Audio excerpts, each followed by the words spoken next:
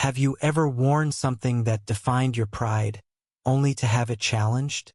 I'm Jake, a reservist in an elite special forces unit, and last weekend, I faced a storm I never saw coming.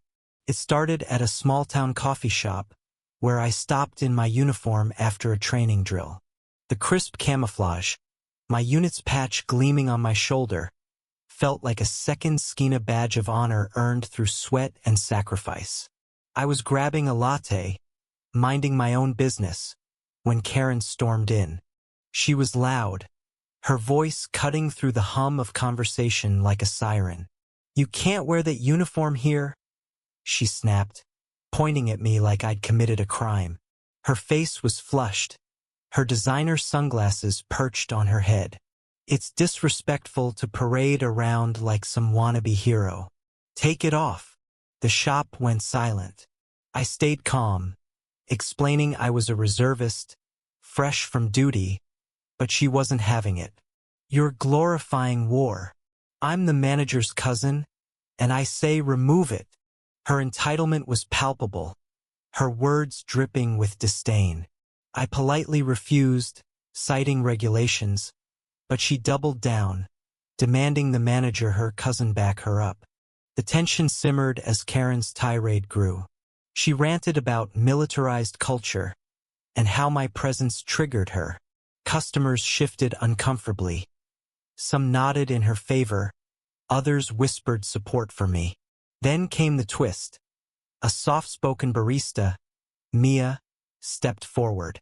She was young, barely 20, with a quiet strength in her eyes. "My brother's in the army," she said, her voice trembling but firm. "He wears that uniform to protect us. Why are you attacking him?" The room froze.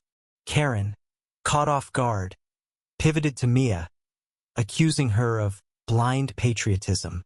But Mia's words had shifted the mood. People started murmuring, siding with her. Karen's authority was slipping, and she didn't like it. The confrontation exploded when Karen grabbed her phone, threatening to call the police and report me for impersonating a soldier. That's when I'd had enough. I stepped closer, voice steady but ice cold. "Ma'am, this uniform is real, earned through years of service.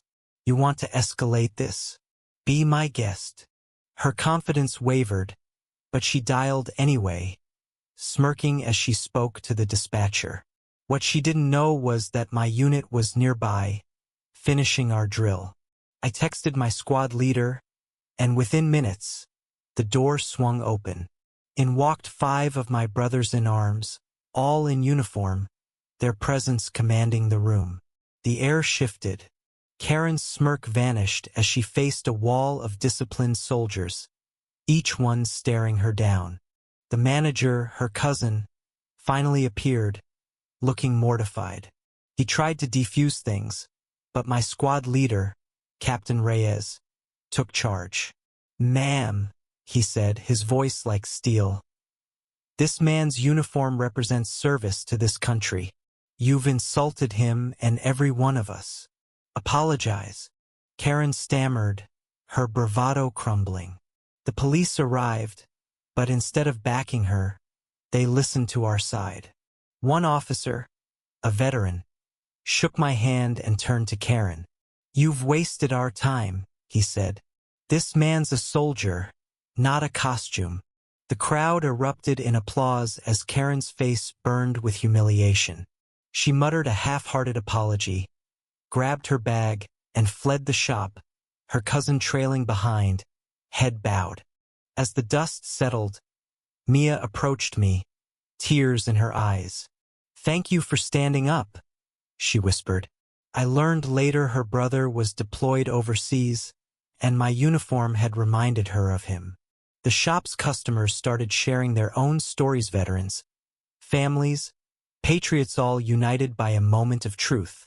Karen's outburst had backfired spectacularly, exposing her ignorance and uniting strangers in respect for service. I left that day with my head high, my uniform prouder than ever. What do you think? Was Karen's outrage justified? Or did she cross a line?